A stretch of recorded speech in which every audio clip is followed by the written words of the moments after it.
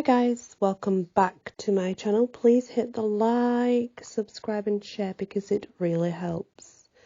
This is the Elves and the Shoemaker, but it's Brothers Grimm Style, so it's not going to be quite the same as what you would be used to, but it is the Elves and the Shoemaker.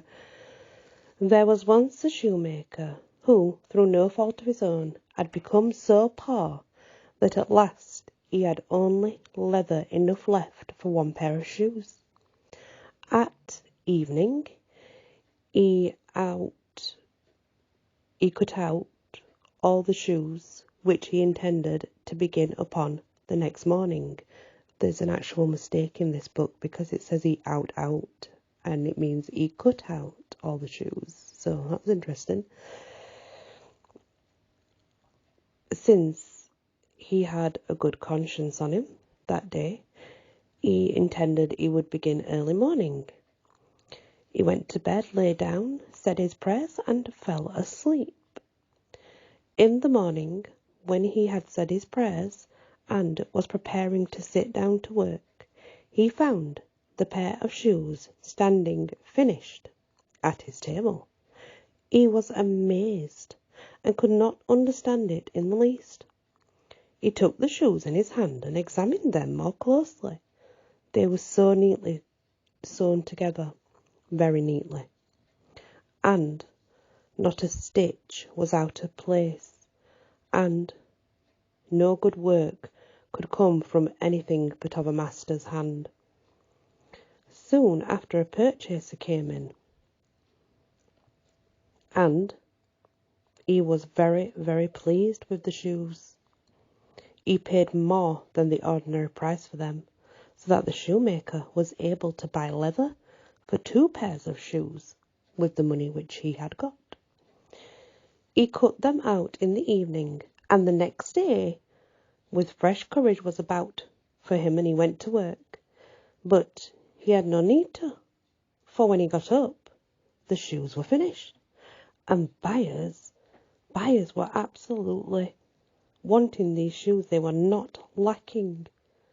They gave him so much money that he was able to buy leather for 4 pairs of shoes. Early next morning, he found the 4 pairs finished, and so it went on.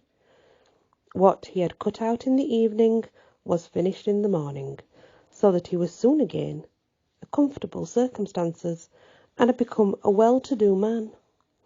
Now, it happened one evening, not long before Christmas actually, when he had cut out all the pieces in which he needed for the shoes, as usual he would do.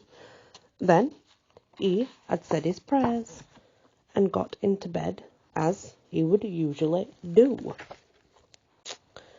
It went this far all the time, but this time the wife and him, they had a discussion.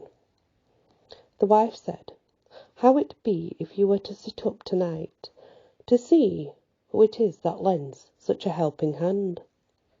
The wife agreed, lighted a candle, and they hid themselves in the corner of the room behind the clothes which were hanging there. At midnight came 2 little naked men who sat down at the shoemaker's table and took up and cut out the work. They began with their tiny fingers to stitch, sew and hammer so neatly and quickly that the shoemaker could not believe his eyes. They did not stop till everything was quite finished and stood complete on the table, when they ran away swiftly. The next day the wife said, "The little men have made us rich. They've given us money and they have completed what we needed. We ought to show our gratitude.